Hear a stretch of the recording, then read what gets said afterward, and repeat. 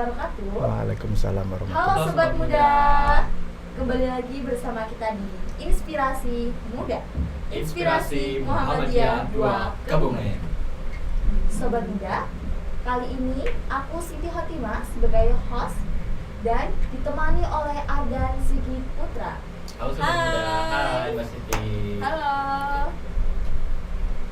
Hari ini kita berkesempatan lagi untuk podcast di Inspirasi Muda. Sekarang podcastnya tidak sendirian lagi. Iya. Berdua kita. Kita berdua ya, saling Iya. menemani. Ya benar. Oke, hari ini kita kedatangan siapa sih Mbak Siti? Iya, hari ini kita kedatangan bintang tamu spesial kita. Tamu spesial kita. Iya, narasumber spesial kita. Ya. Beliau datang dari Dinas Pendidikan, Kepemudaan dan Olahraga Kabupaten Kebumen. ya, kamu udah tahu belum siapa namanya? Siapa nih Mbak Siti kira-kira? Sobat Muda pasti penasaran juga ya, siapa nama narasumber kita Tamu kali spesial ini? kita hari ini. Iya, betul. Oke. Langsung saja kita sapa ya. Hai Pak Adi, selamat siang. Selamat siang. Assalamualaikum Mbak Siti, Mas Ardan, dan juga selamat siang. Assalamualaikum Sobat Muda. Ya. Iya. Oke. Apa kabar Pak? Baik, Mbak Siti gimana? Mbak Ardan gimana? Baik. Ya. Kebetulan kita tadi baru selesai makan siang nih. Iya. Wah. Ya, masih kenyang. Oke. Betul. Jadi hari ini kita mau bincang-bincang sedikit ya bersama Pak Adi.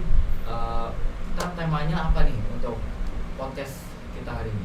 Ya, podcast kita kali ini bertemakan tentang P5. P5. Project penguatan profil pelajar Pancasila. Pancasila. Ya. Ya. Oke. Gimana kita kalau kita langsung masuk ke Masuk ke topik aja, topik Iya, pembicaraan. Oke. Jadi, Pak Adi, saya orang yang akan bertanya. Iya. Pertanyaan saya tuh sebenarnya belum mudeng dan belum paham Belum paham. apa yang dimaksud dengan P5 dan tujuan utamanya. Oke. Ya, terima kasih Mbak Siti, Mas Ardan. Jadi ini pertanyaan yang luar biasa dan menarik sekali. Jadi salah satu dari ciri khas kurikulum merdeka itu ada P5 atau Project Penguatan Profil Pelajar Pancasila. Yang salah satu tujuannya adalah untuk mencetak siswa-siswi itu memiliki profil pelajar Pancasila.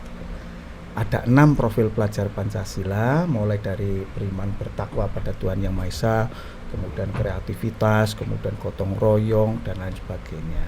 Lah, di sini jadi saya kembali lagi ciri khas dari kurikulum merdeka. Jadi kurikulum merdeka itu dalam struktur muatan kurikulumnya itu dibagi menjadi 3. Jadi ada intrakurikuler kira-kira paham enggak Mbak Siti sama Mas Ardan? Kalau aku sih belum paham. Nah, kalau intrakurikuler itu Iya, pembelajaran benar. yang dilaksanakan sesuai dengan jam pembelajaran di kelas. Kemudian yang kedua adalah ekstrakurikuler. Ekstrakurikuler itu salah satu bentuk kegiatan untuk meningkatkan prestasi siswa, dan itu dilaksanakan di luar jam pembelajaran, bisa di sore hari kan, ya kan? Nah, kemudian yang ketiga adalah kokurikuler. Kokurikuler itu adalah suatu bentuk kegiatan yang untuk mendukung kegiatan intrakurikuler. Nah, untuk P5 itu atau Project Penguatan Profil Pelajar Pancasila itu merupakan salah satu bentuk kegiatan kokurikuler. Maka dari itu kegiatan P5 ini dilaksanakan pada saat jam pembelajaran dengan mengambil 1 tahun jumlah jam pelajaran yang ada itu sekitar 20 sampai dengan 30%. Ya kalau kita hitung itu sekitar 360 jam pelajaran. Wow. Lama lah itu nantinya dilaksanakan. Sekolah itu kalau tingkatannya SMP itu melaksanakannya 3 sampai dengan 4 tema. 3 sampai dengan 4 tema. Dan tema-tema itu nantinya sudah ditentukan. Ya, yang sekarang mungkin di sekolah SMP Muhammadiyah 2 itu ada tema suara demokrasi, berkaitan dengan hal yang berkaitan dengan pemilihan ketua OSIS. Nah, itu kan suara demokrasi. Sehingga di sini kegiatan itu 360 JP itu dibagi menjadi, kalau misalnya SMP Muhammadiyah mengambil 4 tema. Mengambil 4 tema itu nanti berarti dibagi menjadi 4. Dan masing-masing tema itu tidak harus mesti sama. Katakanlah kalau 360 JP itu dibagi menjadi 2 kan berarti berapa? 180 ya. Ya 180 bagi 2 lagi itu tidak. Jadi itu tergantung dari kondisi tema yang diambil. Oleh karena itu di sini kegiatan ini dilaksanakan pada saat jam pembelajaran dengan mengurangi jumlah jam pelajaran intrakurikuler yang ada, yaitu struktur muatan kurikulum yang ada, kemudian untuk kegiatan P5 itu. Nah, fungsi daripada P5 itu untuk apa sebetulnya? Adalah untuk membentuk siswa-siswi itu memiliki karakter profil pelajar Pancasila. Nah, kemudian teknik cara pengambilan tema yang tepat. Nah, itu gimana? Ada yang dinamakan dengan perencanaan berbasis data. Nah, data itu diambilkan dari mana? Data itu diambilkan dari rapot pendidikan. Nah, rapot pendidikan sudah tahu belum Mbak Siti sama Mbak Ardan? Gimana nih? Apakah rapotnya berbeda dari tahun-tahun yang lalu? Bisa juga. Jadi artinya sekarang, kalau dulu kan kita mengenal adanya ujian nasional. Iya, sekarang adanya asesmen nasional. Asesmen nasional itu di mana nanti untuk memetakan mutu daripada sekolah tersebut. Ada indikator-indikatornya, ada literasi, numerasi, kemudian ada karakter, kemudian ada iklim keamanan sekolah, kemudian ada iklim kebinekaan dan kualitas pembelajaran. Nah, P5 itu kaitannya adalah dengan karakter itu. Ya, karena apa? Karena ya kita tahu bersamalah kekhawatiran kita itu pada karakter itu luar biasa. Dan mungkin Mbak Siti bisa melihat teman-teman di lingkungan, atau Mas Ardan teman-teman bagaimana memiliki karakter budaya yang seperti apa dan lain sebagainya. Nah, itu suatu hal yang perlu dibangun. Nah, karakter yang seperti apa yang tepat di Indonesia, yaitu sesuai dengan profil pelajar Pancasila itu. Nah, kemudian dari karakter itu nanti yang sebetulnya tujuan utamanya apa? Membentuk karakter sehingga di situ ada dimensi-dimensinya. Dimensi, kemudian dari dimensi itu ada elemen, ada subelemennya. Jadi di situ katakanlah misalnya beriman bertakwa pada Tuhan Yang Maha Esa. Jadi takwa pada Tuhan Yang Maha Esa, kemudian kepada lingkungannya, kemudian kepada sesama manusia juga ditekankan di situ. Bagaimana? Artinya gini, ini adalah nantinya untuk mencetak manusia Indonesia itu mau menerima perbedaan. Jadi kondisi-kondisi seperti ini sebagai suatu contoh, katakanlah dari hasil rapot pendidikan itu mana yang kira-kira memang perlu dibangun. Katakanlah di SMP Muhammadiyah 2 Kebumen, katakanlah dari hasil rapot pendidikan nilai karakternya berkaitan dengan bernalar kritis yang masih perlu dibangun. Maka di sini dibentuklah suatu mengambil tema yang nantinya betul-betul sesuai dengan bisa dimasukkan nalar kritis di dalamnya, dimensi nalar kritis di dalamnya. Contohnya apa? Contohnya ambil saja kewirausahaan. Nah, kita kan bisa nalar kritisnya di mana? Ya kan, nalar kritisnya bisa kira-kira membayangkan enggak nalar kritis seseorang untuk bisa memahami kewirausahaan. Jadi dia bisa menganalisis sesuatu hal yang kaitannya dengan memanfaatkan suatu katakanlah hasil hasil yang tadinya tidak berguna menjadi lebih berguna. Contohnya sekarang kita sangat prihatin sekali dengan banyaknya sampah plastik. Iya, Betul kan? Nah, kemudian bagaimana cara mengembangkan anak-anak itu bisa betul-betul satu memahami tentang bahaya sampah plastik. Kemudian yang kedua memanfaatkan sampah plastik yang tadinya tidak berguna menjadi berguna. Bisa kan sekarang banyak sekali dimasukkan ke dalam sebuah tempat aqua itu, EcoBrit itu kan. Nah, atau mungkin dengan kondisi-kondisi yang lain, mungkin dibuat semacam pakaian atau dan lain sebagainya. Nah, itu suatu hal ketika anak supaya bisa seperti itu, dia kan harus memiliki nalar kritis. Nah, apakah kemudian nalar kritis ini bisa dengan tema yang lain? Bisa juga. Artinya apa? Artinya misalnya tadi kewirausahaan. Ya, sekarang gaya hidup berkelanjutan. Gaya hidup berkelanjutan itu masalah mengenai apa? Mengenai dampak-dampak daripada pola hidup kita. Dampak-dampak mengenai pola hidup kita. Nah, nalar kritisnya di mana? Ya misalnya dengan istilahnya kalau tadi kewirausahaan membuat suatu sampah itu menjadi lebih berguna. Lah kemudian gaya hidup berkelanjutannya gimana? Nalar kritisnya yaitu kita bagaimana cara membuat sebuah artinya kesadaran kita tentang hal yang berkaitan dengan bahaya sampah plastik itu. Karena apa? Bahaya sampah plastik itu luar biasa.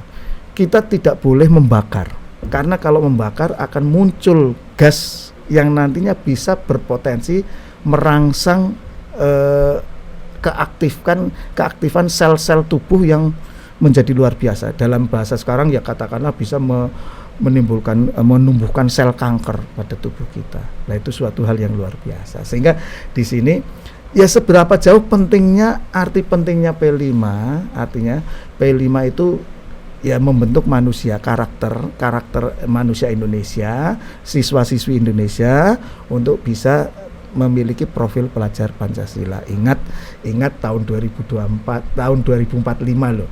Kita memiliki bonus demokrasi. Ya enggak? 100 tahun Indonesia emas. Kita harus betul-betul berdaya guna untuk Indonesia, jangan malah membebani. Nah, oleh karena itu generasi sekarang itu ya harus artinya betul-betul memiliki suatu hal yang berkaitan dengan apa yang termaksud di profil pelajar Pancasila itu, Mbak. Itu. Ya, sekarang aku jadi tahu ya apa itu P5. Ya. Karena ya aku sekarang tuh kan kelas 9. Betul. Ada P5. P5-nya besok ya setelah lulus. SMA besok, iya. ya. Tapi walaupun aku sekarang belum ikut P5, tapi tuh kayak ngelihat adik-adik kelas pada bikin kerja kelompok gitu ya. Betul. Seru banget, apalagi waktu tadi presentasi. Terus kemarin kemana nih kemarin? Kemarin kunjungan. Ya, kunjungan mereka praktik membuat batik. Iya.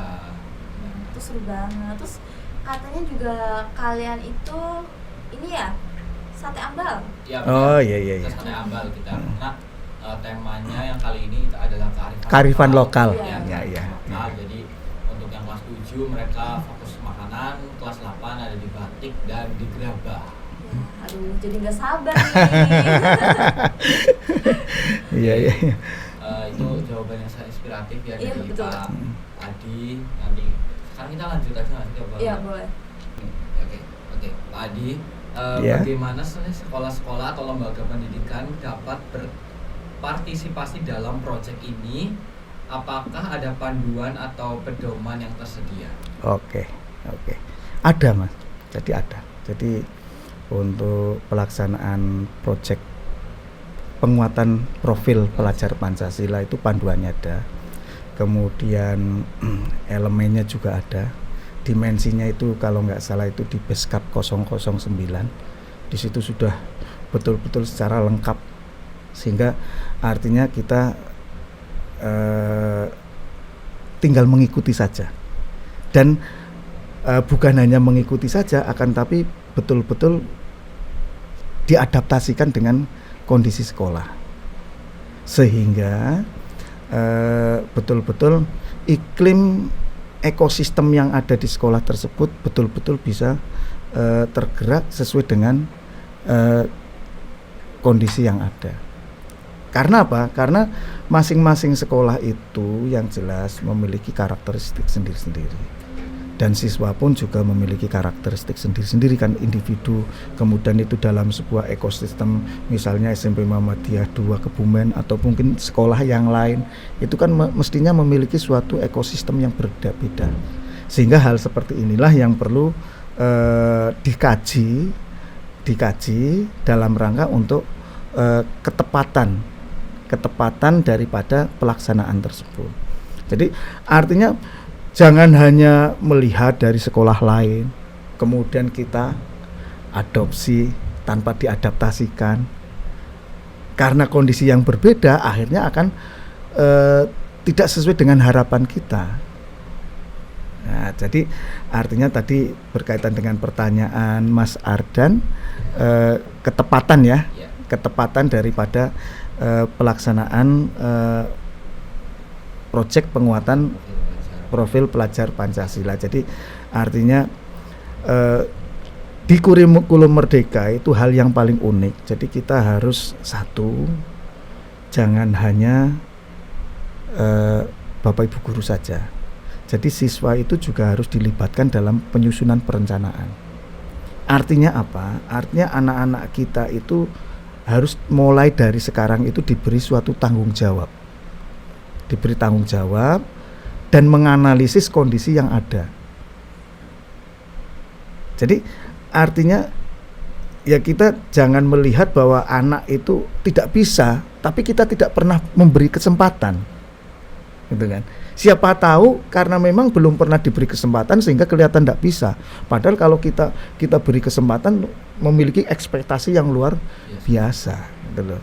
Nah itulah, jadi artinya dalam penyusunan proyek pun siswa dilibatkan dan juga orang tua itu juga dilibatkan, atau mungkin para stakeholder yang lain itu bisa dilibatkan, katakanlah seperti tadi kearifan lokal kan harus ke Sate Ambal gitu loh, ke Sate Ambal, kemudian melihat ke sana sebetulnya Sate Ambal itu seperti apa. Kan banyak sekali mungkin siswa-siswi sini yang nggak tahu bagaimana cara dan lain sebagainya, prosesnya bagaimana, produknya gimana.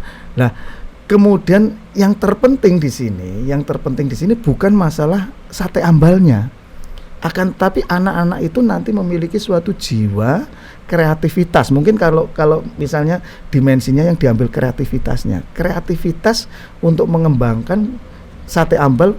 Karena apa? Karena siapa tahu, sekarang saya tanya, mungkin 10 tahun yang lalu dengan hal yang seperti itu sudah luar biasa, akan tapi katakanlah 10 tahun yang akan datang, apakah itu akan menjadi luar biasa lagi atau malah akan menjadi kebosanan? Nah disitulah perlu ada kreativitas kita untuk mengembangkan. Contohnya saja sekarang, mungkin 10 tahun yang lalu kita belanja langsung ke pasar, langsung ke mall, langsung supermarket. Sekarang kan sudah berubah. Kita bisa pesan online. Bahkan itu kan kadang tuh kita kalau belanja nggak perlu pakai uang cash.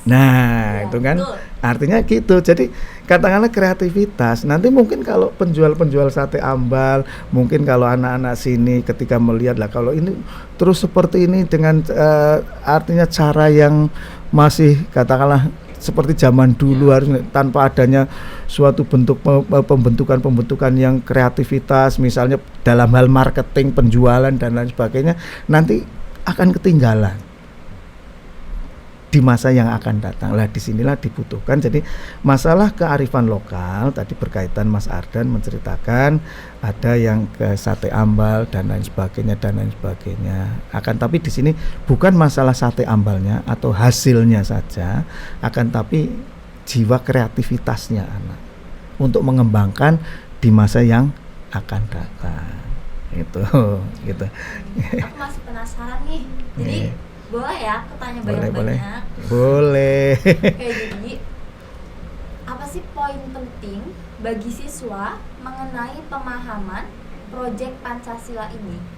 poin penting. Iya, Ya, poin poin pentingnya. penting. Jadi ini satu rangkaian tadi yang seperti saya sampaikan. Jadi poin penting bagi siswa yaitu siswa tersebut nanti akan terbentuk sesuai dengan karakternya akan terbentuk sesuai dengan dimensi yang ada. Jadi dimensi profil pelajar Pancasila itu kemudian ada elemen, ada subelemen. Lah, yang terbentuk bagaimana? Nah, supaya bisa seperti itu. Lah itu harus ada semacam analisis. Katakanlah misalnya lah itu kita kembali lagi tadi di hasil asesmen nasional. Hasil asesmen nasional menghasilkan apa? Menghasilkan rapot pendidikan. Rapot pendidikan betul-betul itu merupakan cermin dari kondisi sebuah sekolah. Dengan indikator-indikator 6 tadi. Misalnya budaya literasinya seperti apa, budaya numerasinya seperti apa, budaya karakter ini yang ditanamkan di profil pelajar Pancasila itu seperti apa. Di profil pelajar Pancasila ada dimensi-dimensinya. Misalnya katakanlah dari hasil rapot pendidikan dibuka, dikaji bersama, ternyata SMP Muhammadiyah 2 Kebumen itu kan hasil dari asesmen nasional. Mungkin Mbak belum pernah mengalami yang pertama dulu ya, yang 40 itu ya, diambil 40. Nah itu kan ada survei lingkungan, survei dan lain sebagainya kan, AKM dan lain sebagainya. Lah dari hasil itulah kemudian akan muncul rapot pendidikan. Rapot pendidikan itu nanti akan muncul hasil-hasilnya. Katakanlah contohnya nggih. Contohnya misalnya di beriman bertakwa pada Tuhan Yang Maha Esa. Kok masih, jadi nanti di rapot pendidikan itu ketika kita lihat akar masalahnya ada kuning, kemudian ada merah, kemudian ada hijau. Merah itu tanda bahaya yang harus ditingkatkan. Kuning itu sudah lumayan. Akan tapi kalau merahnya tidak ada ya kuning boleh. Kalau hijau itu sudah baik. Nah, ketika kita lihat di sebuah rapot pendidikan itu, katakanlah sebuah sekolah. Loh, katakanlah Muhammadiyah 2 kok diberi iman bertakwa pada Tuhan Yang Maha Esa kuning. Nah itu kenapa pertanyaannya kan? Itu kenapa? Karena di beriman bertakwa pada Tuhan Yang Maha Esa itu kan ada dimensi-dimensinya. Kemudian dari dimensi itu ada elemennya. Katakanlah beriman bertakwa pada Tuhan Yang Maha Esa, kita kan tidak hubungan secara langsung ke arah Tuhan Yang Maha Esa, tapi mungkin dengan sesama. Katakanlah mungkin Mbak Siti kemarin ikut asesmen nasional enggak? Ikut. Mungkin di satu pertanyaan ada berkaitan dengan ketika sekolah kamu, jelas SMP Muhammadiyah 2 kan berbasis agama, agamanya Islam ya. Sekolah kamu yang berbasis agama mendapatkan surat dari sekolah lain yang notabene memiliki basis agama yang berbeda. Bagaimana pendapat kamu? Menerima, menolak? Ya tentunya menerima ya. Ya itu kalau menerima juga ini menumbuhkan rasa toleransi juga kan. Betul. Tapi kan tidak semuanya seperti itu. Iya, betul. Nah, sehingga mungkin ada yang menjawab menolak. Nah itu kan hasil itulah yang nantinya akan membuat kondisi di dimensi itu menjadi mungkin perlu ditingkatkan. Nah ditingkatkannya di mana? Yang bagian dari toleransi itu. Nah ketika toleransi harus ditingkatkan, kita mengambil tema apa yang kira-kira tepat, yang disesuaikan dengan membangun toleransi beragama. Misalnya toleransi mengenai kebinekaan, berkaitan dengan pandangan-pandangan, dibentuklah anak-anak supaya muncul jiwa toleransi beragama itu. Nah itu, jadi sekarang artinya semuanya sebetulnya mulai dari rapot pendidikan itu. Itu Mbak. Penjelasan yang sangat super jelas ya. Iya, jelas banget ini. Saya masih ada satu pertanyaan Wah, masih ada. Masih ada. Oke. Tapi jangan sulit-sulit, Mas. Oh, enggak. Itu pertanyaan yang apa ya? Biar kita tuh nggak penasaran gitu loh, Pak. Iya, oke. Dan ini pertanyaan terakhir. Terakhir. Oke. Oke. Oke. Silahkan. Apa pesan atau saran terakhir yang Bapak ingin sampaikan kepada sekolah atau lembaga pendidikan yang tertarik untuk bergabung dalam proyek P5 ini? Oke. Ya, artinya SMP Muhammadiyah 2 Kebumen itu kan ditunjuk sebagai salah satu sekolah penggerak di angkatan kedua. Sudah menjadi suatu tanggung jawab bersama untuk melaksanakan. Artinya kita melaksanakan memang secara bertahap. Mulai tahun pertama, kemudian ini sudah memasuki tahun kedua.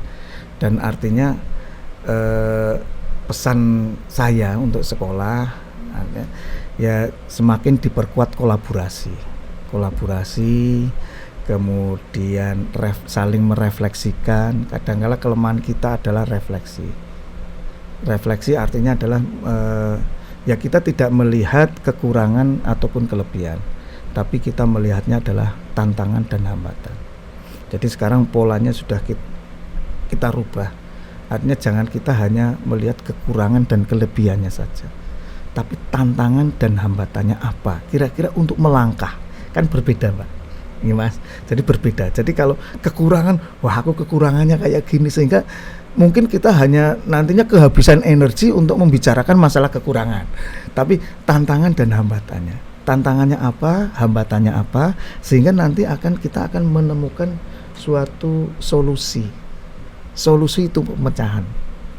Dan solusi pemecahannya itu dilakukan dengan kolaborasi secara bersama-sama. Nah, ketika itu sudah terbangun kolaborasi, kemudian refleksi dan lain sebagainya, ya kemudian sudah menjadi kewajiban dari sekolah penggerak yang ada itu berbagi dengan sekolah yang lain, berbagi praktik baik, atau yang sering dinamakan dengan pengimbasan. Dengan suatu harapan, karena untuk sekolah penggerak itu muaranya nanti untuk pengesahannya kira-kira kondisi seperti ini berhasil atau tidak, terarah atau tidak, dan itu dilihat dari hasil dari rapot pendidikan. Ketika rapot pendidikan itu betul-betul meningkat, kita kenapa kok seperti ini? Karena apa? Karena kita di standar PISA Indonesia itu luar biasa. Kemampuan literasinya itu dari 160 negara yang disurvei, kita masuk 150. Wow. Keren banget ya. Nah, keren banget. Sehingga kita harus betul-betul berpacu dengan waktu ini. Artinya suatu indikator literasi dan numerasi. Jadi kemarin hasil survei yang terakhir saja itu dari hasil survei untuk literasi dari dua siswa.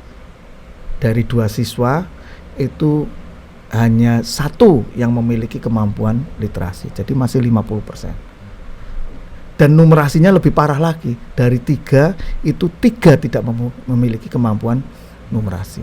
Nah, tantangan itu bukan hanya artinya dari sisi siswa saja, tapi mungkin dari Bapak Ibu guru juga harus mampu mengembangkan, dan kemampuan literasi, numerasi, karakter dan lain sebagainya itu tidak bisa ditumbuhkan secara instan. Artinya budaya-budaya yang ada di sekolah itu harus dimulai ditumbuhkan. Jadi kalau saya menyampaikan kaitannya kenapa kok kita kemampuan literasinya rendah, karena memang dari awal kita masuk kita tidak dikenalkan pada budaya literasi, artinya kegemaran membaca, dan itu didukung dengan asesmen yang ada. Contohnya kemarin ketika asesmen yang lalu kan lain dengan asesmen nasional kemarin kan. Jadi banyak soal kemudian jawabannya paling, nah itu untuk menumbuhkan budaya literasi. Jadi jangan hanya misalnya katakanlah contohnya saja, apakah matematika bisa menumbuhkan literasi? Bisa. Apakah untuk budaya literasi hanya tanggung jawab guru bahasa Indonesia? Tidak. Gitu loh. Numerasi pun seperti itu, karakter pun juga seperti itu. Artinya ketika ada sebuah himpunan, sebuah membicarakan masalah himpunan atau soal masalah himpunan, katakanlah jangan hanya langsung ini himpunan, kemudian ada domain dan lain sebagainya, jangan, tapi ada literasinya.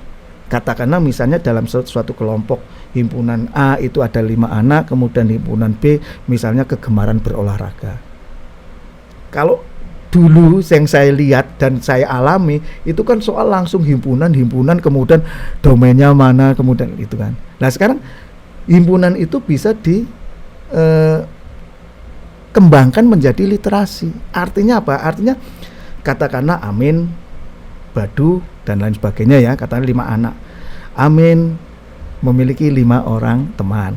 Yang pertama ini A, B, C, D, E gitu loh.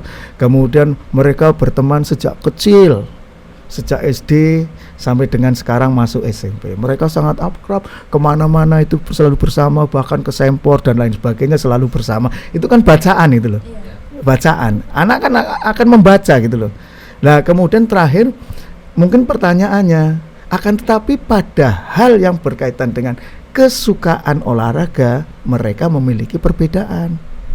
Amin misalnya suka basket, si B katakanlah suka sepak bola, si C suka futsal. Nah itu kan sama, sebetulnya sama kan kemasannya seperti himpunan kan. Akan tapi ini diwujudkan dalam bentuk literasi, kalau ini langsung gitu, tanpa kita melihat oh ini himpunan sudah lah. Itu kebiasaan-kebiasaan seperti itulah yang menjadi tantangan kita, Mbak. Jadi artinya budaya literasi kita, budaya numerasi kita itu perlu ditingkatkan, dan itu ya memang tidak bisa instan. Artinya ketika kita akan melakukan asesmen baru di drill 1 bulan, sama dulu ketika mau ujian nasional ada les dan lain sebagainya.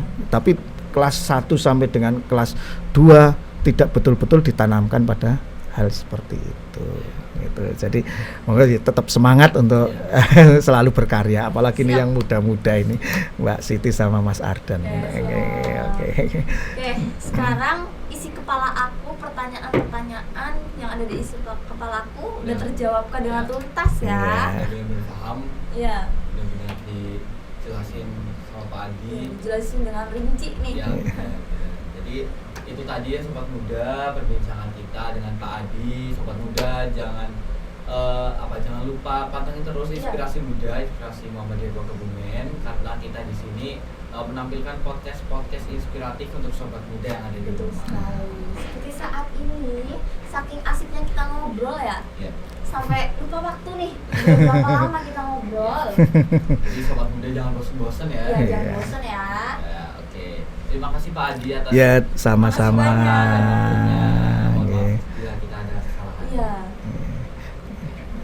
Sobat Muda, terima kasih sudah menonton konten podcast kita hari ini.